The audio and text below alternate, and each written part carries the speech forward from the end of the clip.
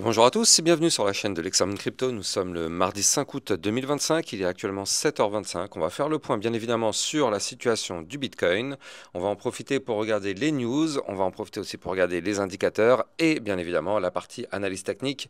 Allez, gros programme, on s'installe et on démarre cette vidéo avec la cryptomap qui est mitigée. On a un Bitcoin qui n'arrive pas à franchir un niveau clé, on le verra après tout à l'heure dans la vidéo. Donc c'est pour ça qu'hier on a eu une belle poussée haussière mais on a eu un rejet toujours par un même niveau clé. Bref, on va regarder déjà les news avant de démarrer. Alors du côté des news, plusieurs choses. Déjà hier dans les vidéos privées, on avait vu la crypto-monnaie GRT. Pour ceux qui veulent accéder aux vidéos privées, vous avez le lien en description de vidéo. CryptoEtern qui nous pousse que Van Eck prend position en disant que le Bitcoin représente l'or à l'ère numérique. À terme, sa valorisation pourrait atteindre la moitié de celle de l'or physique. Donc je ne sais pas si vous vous rendez compte, ce serait juste hallucinant. Mais bon, peut-être qu'un jour ça arrivera, hein, ça arrivera. En tout cas, au rythme où ça va, ce ne serait pas surprenant.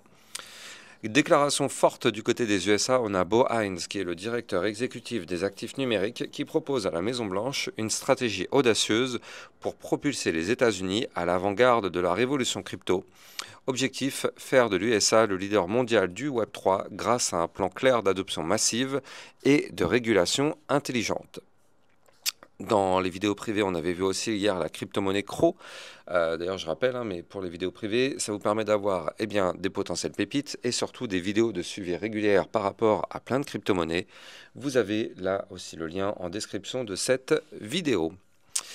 Un Trump qui nous fait du Trump en disant qu'il annoncera un nouveau gouverneur de la Fed et un nouveau directeur du bureau du labor statistique, le BLS, cette semaine. Donc on va voir ce que ça va donner par rapport à la Fed, mais on sait que ça peut être vraiment hyper intéressant pour la suite, parce que on sait que la Fed actuellement empêche d'avoir des taux un peu réduits.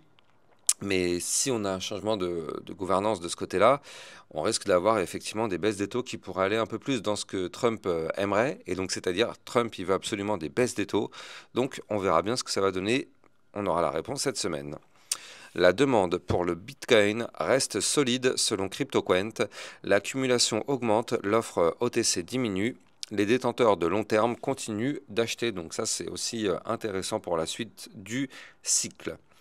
Trump qui nous dit que la crypto pourrait bien être la plus grande révolution de la technologie financière depuis la naissance d'Internet. Rien que ça, je ne sais pas si vous vous rendez compte de ces propos. C'est des propos ultra puissants.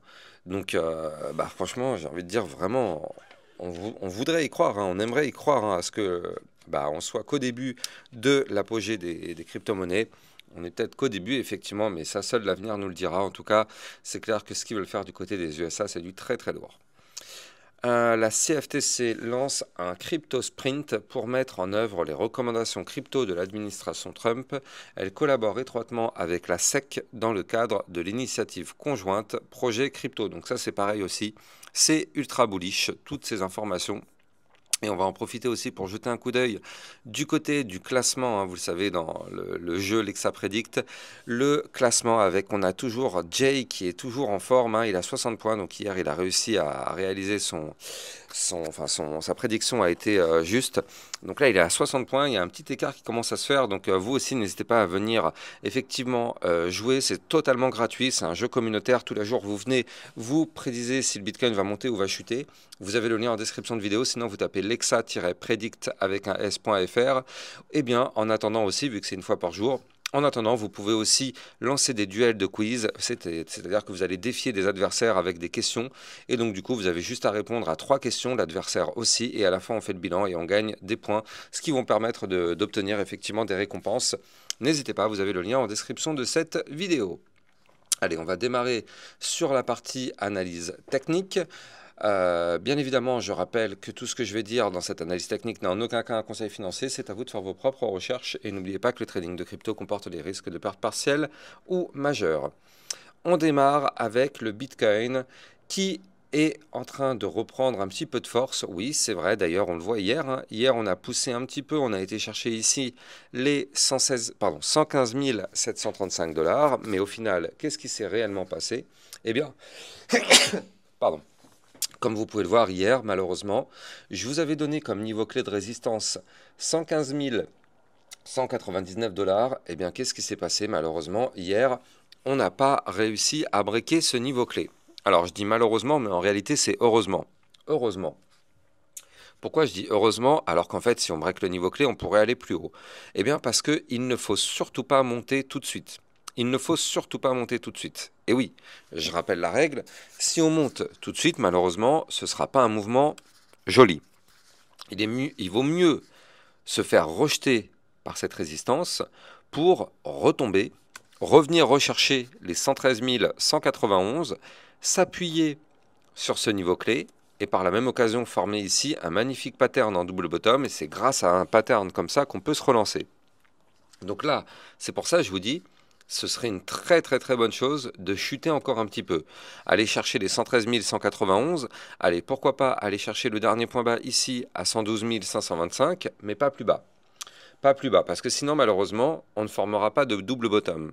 Donc c'est pour ça que retomber, oui, c'est une très bonne chose et il faut qu'on le fasse, mais pas trop. On a juste une marge de manœuvre qui nous permet de former cette structure haussière. Est-ce qu'on va réussir à le former? Là, de toute façon, on est clairement dans l'anticipation. D'ailleurs, dites-moi en commentaire si vous pensez qu'on va réussir à le faire ou pas, ce pattern en double bottom. On est vraiment dans l'anticipation. Là, vous le voyez, on a juste la première partie ici. On ne sait pas si on va réaliser la seconde, parce que bon, bah, on n'a pas de boule de cristal. On ne peut pas savoir ce qui va se passer dans 3-4 jours, ou peut-être même plus.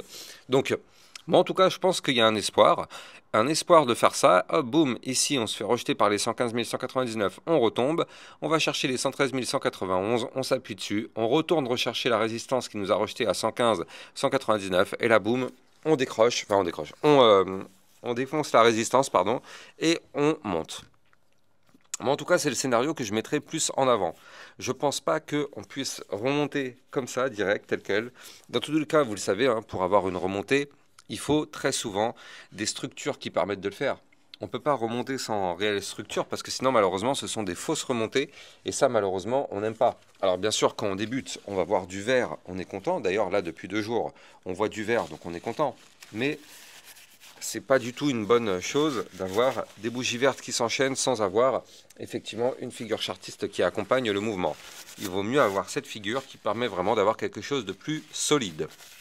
Là, si on a une remontée comme ça, tac, bah clairement, c'est pas quelque chose de solide. C'est pour ça, là, si on fait un truc comme ça, il y a des chances que ça s'écroule derrière. Donc, il vaut mieux retomber et après avoir un joli rebond et former ce type de pattern. Et ça, seul l'avenir, effectivement, nous le dira. Donc on verra tout ça par la suite. En tout cas, ce qui reste intéressant, c'est que notre Bitcoin, il a fait quand même un rebond. Hein. Il n'est pas tombé, il a quand même, bien sûr, il est tombé un petit peu, mais je veux dire, il a rebondi sur les niveaux clés sur lesquels il fallait absolument avoir un rebond. Donc ça tombe bien, franchement, on a réussi à protéger ces niveaux clés, c'est une très bonne chose. Maintenant, justement, est-ce que on va pouvoir faire le fameux short squeeze? Je rappelle que là, vous le voyez, on a chuté, donc du coup, il y a eu plein de positions qui ont été positionnées en mode short, c'est-à-dire des personnes qui parient sur la baisse. Mais derrière, est-ce qu'on va faire le fameux short squeeze? C'est-à-dire qu'on va venir liquider toutes ces personnes qui ont shorté pour aller chercher un nouveau point haut, un nouvel ATH sur le Bitcoin? Bah ça, effectivement, pour ça, il va falloir travailler des niveaux clés. Il faut récupérer les 116 040 et il faudra surtout réintégrer ici l'ancien range à 117 260 $. Et effectivement, si on arrive à réintégrer ce range par le haut, c'est vrai que ça augmenterait, réintégrer le range par le bas, ça augmenterait les probabilités effectivement de faire ce fameux short squeeze. On n'y est pas encore, mais on va suivre aussi ce petit fil directeur dans les prochains jours en espérant que ça se valide. En tout cas, là, si on zoome un petit peu sur du court terme, effectivement, on voit qu'on a eu ce magnifique rejet hein, sur les 115 199, on en parlait tout à l'heure. Et surtout, bah, en fait, en réalité, on est en plein dans le ruban de moyenne mobile en moyen terme. Hein, donc ça, c'est plutôt intéressant. Enfin, plutôt court terme. Là, ici, je suis plutôt en court terme. Hein, je suis en vue 4 heures. Donc là, c'est ce qui pourrait se passer dans les prochaines 72 heures. Donc, on est en plein dans le ruban de moyenne mobile. Ça, c'est plutôt cool. On espère vraiment qu'on va réussir Ah non, pardon, je dis des bêtises, on a perdu le ruban de moyenne mobile. On est en plein dans le ruban, on y était, mais là, vous le voyez, hein, ce matin, on a perdu le ruban de moyenne mobile. Il fallait absolument pas perdre la moyenne mobile 20 périodes à 114 534. On l'a perdu, on est un peu en dessous. Donc attention, attention à ce qu'on n'aurait pas un petit retracement, justement, qui nous permettrait d'aller chercher ici les 113 950, voire même, pourquoi pas, retourner rechercher les fameux 113 191. Moi, de toute façon, voilà, c'est ce que je pense. Je pense réellement qu'on va retomber un petit peu pour faire un pattern en double bottom. Mais bon, on verra bien. Je veux pas, clairement, pas du tout m'avancer. Je n'ai pas de boule de cristal. Je suis pas un Nostradamus ou je sais pas quoi. Non. Donc là, en tout cas, ce qu'il faut noter, c'est que ici, vous le voyez, on a été rejeté, là aussi, c'est important, par la ligne de tendance haussière long terme. Je rappelle que ce trait là que vous voyez là qui monte, c'est la ligne de tendance haussière long terme.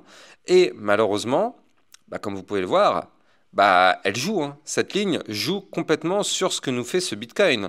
Effectivement, c'est une résistance. On avait réussi à la gagner, mais derrière, là, on est en train de se faire rejeter depuis quelques jours par cette ligne. Forcément, hein, vu qu'on est repassé en dessous, c'est une résistance. Et là, vous le voyez maintenant, elle nous embête, hein, cette ligne. Elle nous embête vraiment. On a réussi à passer quelques journées au-dessus, mais il va falloir la regagner très rapidement si on veut bien sûr continuer de pousser. Donc pour résumer, du côté du Bitcoin, pour l'instant tout va bien, aucune inquiétude, tout va bien. Tant qu'on est au-dessus des 111 875 $, donc le bas du range ici en vue jour, tout va bien. Si on pète ce niveau clé, effectivement, il faudra s'alarmer un petit peu. Mais pour l'instant, on n'est pas du tout dans ce cas de figure-là. Pour l'instant, vraiment, tout va bien sur le Bitcoin. On espère qu'on va retomber pour faire le double bottom et tout péter par la suite. Réponse dans les prochains jours. Allez, on va en profiter pour jeter un coup d'œil du côté de l'Ethereum. Alors, avant de continuer, je rappelle que vous pouvez trader les crypto-monnaies sur Bybit Europe, la nouvelle plateforme de trading européenne. Vous avez le lien en description de vidéo qui vous permet justement, grâce à mon lien de parrainage, d'obtenir un bonus qui peut aller jusqu'à 5030 $. Et ça, c'est en fonction de votre dépôt. Plus le dépôt est élevé, plus le bonus sera élevé lui aussi. Et il faut que vous fassiez au moins un trade pour être éligible au bonus. Le lien est en description de vidéo. Donc là, du côté de l'Ethereum, vous le voyez, hier, on a fait une belle journée quand même, hein. Très très belle journée. Ce qui est bien, c'est que du côté de l'Ethereum, on voit un momentum MACD qui commence à être décroissant. Là, vous le voyez ici. Ah non, on ne le voit pas très très bien. Je vais le monter comme ça. Voilà, parfait. Là, vous le voyez, le momentum MACD, il est décroissant. Donc ça, c'est plutôt une bonne nouvelle pour la suite. Et nous, ce qu'on voit surtout, c'est qu'on n'a pas réussi à récupérer la zone de résistance. Je rappelle, on a une résistance à 3768 qu'il va falloir absolument récupérer si on veut remonter. Pour l'instant, malheureusement, on est sous cette résistance. Donc tant qu'on est sous cette résistance, on est en galère. Si on arrive à récupérer cette résistance rapidement, alors dans ce cas-là, effectivement, l'Ethereum pourrait remonter, rechercher ces 3875, peut-être même les 3940, aller chercher la résistance des 3984, et si on pète ces niveaux clés, bien sûr, ce sera la porte ouverte pour aller chercher les 4000 et plus. Attention, la barre des 4000, c'est celle qui nous a rejeté déjà il y a quelques jours. Donc bien évidemment, on le sait, hein, c'est un niveau clé psychologique. Donc est-ce qu'on va réussir à péter ces 4000? Ça, on le verra. En tout cas, ce qui est bien, c'est que là, du côté du RSI, on est redescendu un peu, vous le voyez. On est venu rechercher il y a quelques jours les 49 de RSI. Là, on est remonté un petit peu, on se situe actuellement à 58, 59. Bon, ça reste un petit peu haut, mais là, clairement, ça va. Il y a de la place si on doit pousser. Il y a encore de la place, donc ça fait plaisir. Affaire à surveiller du côté de l'Ethereum, est-ce qu'on va réussir à péter cette résistance ou pas? Ça, c'est la question. Par contre, il faut quand même noter qu'en vue hebdomadaire, on reste quand même très très haut. En hebdo, on est à 65 de RSI. Donc effectivement, moi je pense que là, sur du long terme, il faut qu'on passe par une phase de retracement. Mais par contre, comme on vient de le voir, là, sur du moyen terme, il est tout à fait possible d'avoir une poussée haussière si on arrive à péter les 3768. On peut très bien avoir une nouvelle poussée haussière avant d'avoir un nouveau retracement. Tout à fait possible. Mais en tout cas, voilà, il faut quand même garder en tête que le RSI long terme reste quand même plutôt élevé, ce qui ne nous empêchera pas de monter si on doit monter, hein. Là, je préfère le signaler. Là, on est quand même à deux doigts de récupérer la résistance. Alors, je ne sais pas si on va réussir à le faire ou pas. Mais en tout cas, on est vraiment à deux doigts de le faire. On est juste en dessous. Donc, on va continuer de surveiller ça pour voir si on arrive à péter cette résistance et aller chercher des points plus hauts. Par contre, attention, hein, 3768, c'est une résistance importante. Si jamais on se fait rejeter, vous l'avez compris, on va connaître un retracement et donc on reviendra rechercher ici les 3625, puis après on aura les 3448 et après on pourra retracer, chercher des points plus bas. Donc vous l'avez compris, il va falloir absolument, si on veut pousser, péter la résistance des 3768 $. Allez, j'espère que vous avez kiffé la vidéo. N'oubliez pas de liker, commenter, partager. Et surtout, abonnez-vous pour recevoir tous les jours une, deux à trois vidéos concernant le Bitcoin et les altcoins. Et quant à moi, j'ai plus qu'à vous souhaiter une excellente journée. Je vous dis à plus tard. Ciao, ciao. Bitcoin, Ethereum, you know the drill. Lost it all but came back with the skill.